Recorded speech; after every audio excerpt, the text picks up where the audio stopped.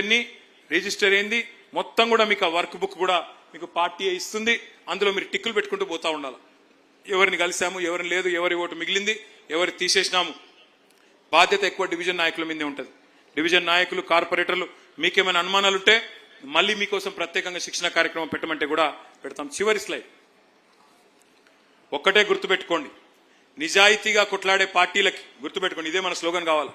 మీరు ఎన్ని పోలింగ్ బూత్లలో, ఎందుకంటే గెలుపు స్టార్ట్ అయ్యేది పోలింగ్ బూత్ నుంచే. మీరు మళ్ళీ ఎమ్మెల్యే గారు 72,000తో కాదు, ఈసారి 1,00,000 ఓట్లతో గెలవాలంటే బూత్ లెవెల్లో కరెక్ట్ గా వర్క్ జరిగితేనే, మీ బూత్ లో మంచి మెజారిటీ వస్తేనే, రేపు నిఖార్సైన ఓటు మిగిలితేనే మీరు మంచి మెజారిటీతో గెలిచే అవకాశం ఉంటుంది. కాబట్టి ఎస్ఐఆర్ ప్రక్రియ ఒకవైపు, అట్లాగే మెంబర్షిప్ కార్యక్రమం ఒకవైపు, రెండింటిని కూడా సీరియస్ గా తీసుకుందాం.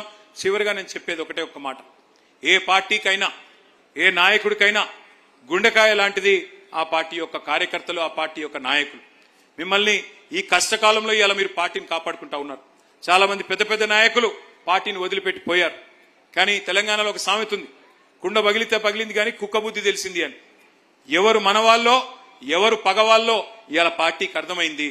తప్పకుండా అందుకే ఇప్పుడు మిగిలి ఉండి నిఖార్సుగా కొట్లాడుతున్న సోదరులు సోదరిమణులు ఎవరైతున్నారో మళ్ళీ చెప్తా ఉన్నా, మీకు మిమ్మల్ని కంటికి రెప్పలాగా కాపాడుకునే బాధ్యత నాది, మాధవరం కృష్ణారావు గారిది అనే మాట మళ్ళొక్కసారి మీకు విజ్ఞప్తి చేస్తూ, పేరు పేరున ఈరోజు కూకట్పల్లి నియోజకవర్గ విస్తృత స్థాయి కార్యకర్తల సమావేశానికి విచ్చేసిన ప్రతి ఒక్కరికి పేరు పేరున నమస్కారాలు తెలియజేసుకుంటూ, జై తెలంగాణ, గట్టిగా జై తెలంగాణ.